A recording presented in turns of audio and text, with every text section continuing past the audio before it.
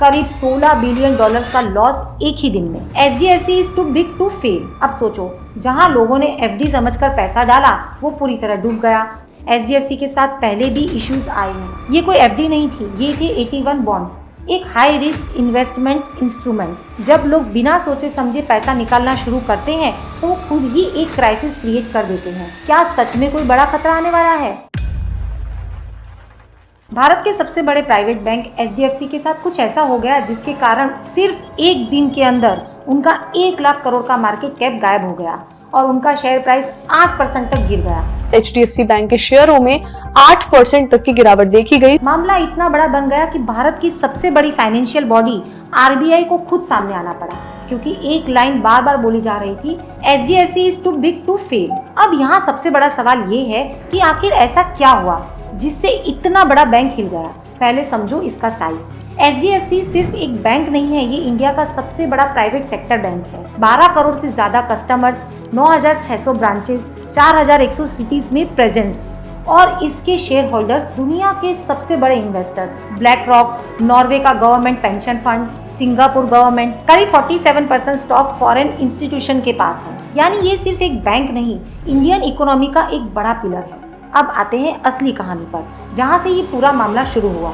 2019 से 2022 के बीच HDFC bank की दुबई और बहरीन ब्रांचेस से NRI कस्टमर्स को एक इन्वेस्टमेंट स्कीम दी गई। उसे इस तरह प्रेजेंट किया गया जैसे वो FD की तरह सेफ इन्वेस्टमेंट हो और लोगों ने HDFC का नाम देखकर ट्रस्ट करके पैसे इन्वेस्ट कर दिए। लेकिन असलियत क्या थी? ये कोई FD नहीं थी, ये थे 81 बॉन्ड्स, एक हाई रिस्क इन्वेस्टमेंट इंस्ट्रूमेंट जिसमें अगर चीजें गलत हुई तो आपका पूरा पैसा जीरो भी हो सकता है। और सबसे डेंजरस बात, ये परपेचुअल बॉन्ड्स होते हैं, मतलब आपका इन्वेस्टेड पैसा कभी वापस भी ना मिले, सिर्फ इंटरेस्ट आता रहे और वो भी गारंटी नहीं। अब यहाँ कहानी में आता है सबसे बड़ा ट्विस्ट। 2023 में स्विट्जरलैंड का एक बड़ा bank Credit Suisse financial crisis में फंस गया और आखिरकार कोलैप्स हो गया। उस दौरान क्या हुआ? करीब 17 से 30 बिलियन डॉलर्स के 81 बॉन्ड्स सीधे जीरो कर दिए गए। यानी जिन लोगों ने इन्वेस्ट किया था उनका पैसा पूरी तरह वाइप आउट हो गया और इनमें HDFC के NRI कस्टमर्स भी शामिल थे। अब सोचो, जहां लोगों ने FD समझकर पैसा डाला वो पूरी तरह डूब गया, तो ट्रस्ट पर क्या असर पड़ा होगा? यहीं से शुरू हुआ इंटरनल प्रेशर और कॉन्फ्लिक्ट। बैंक के अंदर भी चीजें स्मूथ नहीं चल रही थी। चेयरमैन और MD के बीच टेन्योर और परफॉर्मेंस को लेकर कॉन्फ्लिक्ट था। MD जगदीशन का टेन्योर एक्सटेंड होना चाहिए या नहीं, इस पर डिसएग्रीमेंट था।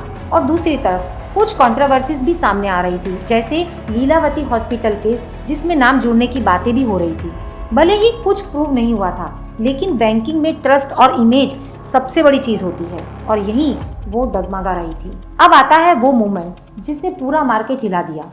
18 मार्च 2026 HDFC के चेयरमैन ने रेजिग्नेशन दे दिया और सिर्फ रेजिग्नेशन नहीं, उन्होंने अपने लेटर में लिखा कि पिछले 2 साल में जो इस बैंक में हो रहा है वो मेरे एथिक्स के खिलाफ है। HDFC बैंक के पार्ट टाइम चेयरमैन ने इस्तीफा दे दिया है। बस यही एक स्टेटमेंट मार्केट के लिए रेड अलर्ट बन गया। अनसर्टेनिटी क्रिएट हुई, पैनिक सेलिंग स्टार्ट हुई और देखते ही देखते शेयर प्राइस 8% तक गिर गया।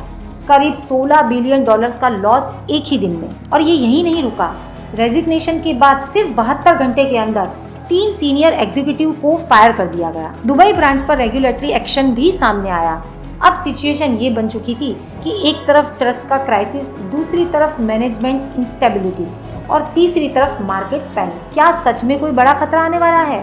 सबसे पहले एक बेसिक चीज समझ लो, स्टॉक मार्केट में गिरावट का मतलब ये नहीं होता कि बैंक डूब रहा है। HDFC का शेयर प्राइस गिरा है, मार्केट कैप गिरा है, लेकिन इसका मतलब ये नहीं है कि बैंक के ऑपरेशंस रुक गए हैं या बैंक के अंदर का सिस्टम कोलैप्स हो गया है। असल में कंपनी वही है, उसके ऑपरेशंस वही हैं, मैनेजमेंट स्ट्रक्चर वही है, फंडामेंटल्स में कोई ओवरनाइट चेंज नहीं आया है। और यही बात खुद RBI ने भी क्लियर की है कि HDFC की फाइनेंशियल पोजीशन स्टेबल है और सिचुएशन कंट्रोल में है। अब यहाँ एक और चीज समझनी जरूरी है। लोग पैनिक में आकर बोल रहे हैं FD निकाल लो, पैसा निकाल लो, लेकिन सच क्या है? ये सबसे बड़ी गलती हो सकती है, क्योंकि जब लोग बिना सोचे समझे पैसा निकालना शुरू करते हैं तो वो खुद ही एक क्राइसिस क्रिएट कर देते हैं, जिसे बैंक रन कहा जाता है। यानी पैनिक ही असली खतरा बन जाता है। और अगर सेफ्टी की बात करें तो एक इम्पॉर्टेंट फैक्ट जान लो, अगर तुम्हारा पैसा 5 लाख रुपए तक FD या सेविंग अकाउंट में है तो वो अमाउंट आरबीआई के अंडर इंश्योर्ड होता है, यानी वर्स्ट केस में भी उस अमाउंट की गारंटी सिस्टम देता है। अब थोड़ा बड़ा पिक्चर भी समझो, ये गिरावट सिर्फ एचडीएफसी की नहीं है। पिछले कुछ समय में निफ्टी गिरा है, बैंक निफ्टी गिरा है, और एचडीएफसी के केस में चेयरमैन का अचानक रेजिग्नेशन देने से ऑलरेडी वीक सेंटीमेंट को और नीचे पुश कर दिया। अब बात आती है, क्या ये लॉन्ग टर्म प्रॉब्लम है?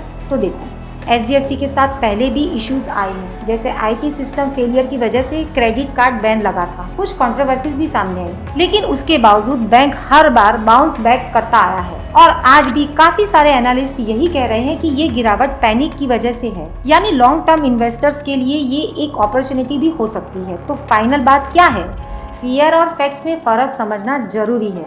मार्केट गिर सकता है, न्यूज डराने वाली हो सकती है, इसीलिए पैनिक में डिसीजन मत लो। एफडी तोड़ना, पैसा निकालना ये सॉल्यूशन नहीं है, बल्कि अवेयरनेस के साथ स्मार्ट डिसीजन लेना जरूरी है। वीडियो को लाइक, कमेंट और शेयर कर दो ताकि ये वीडियो और लोगों को दिखे, और मुझे सब्सक्राइब करना मत भूलना।